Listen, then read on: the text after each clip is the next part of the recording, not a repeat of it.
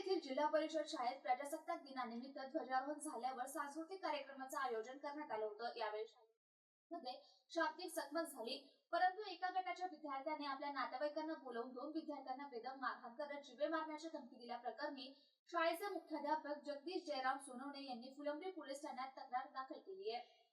प्रजासत्ताक दिनानिमित्त जिल्हा परिषद शाळेत सांस्कृतिक कार्यक्रमांचं आयोजन करण्यात आलं होतं। हा सांस्कृतिक कार्यक्रम 9 वाजता संपल्यावर शाळेतील 10वीचे विद्यार्थी ओमकार भास्कर नागरे आणि अरुण रमेश हापत यांचा शाळेतील विद्यार्थ्यांबरोबर किरकोळ वाद झाला, परंतु काही वेळाने गावातील आसिफ खान, गोलू आणि आणखी 4 ते 5 गैरकायद्याची मंडळी जमा करून शाळेच्या प्रांगणात येऊन शालेय विद्यार्थी ओमकार भास्कर नागरे आणि अरुण रमेश हापत यांना शिवीगाळ करत, लाथाबुक्क्यांनी मारहाण करत जीवे मारण्याची धमकी दिली।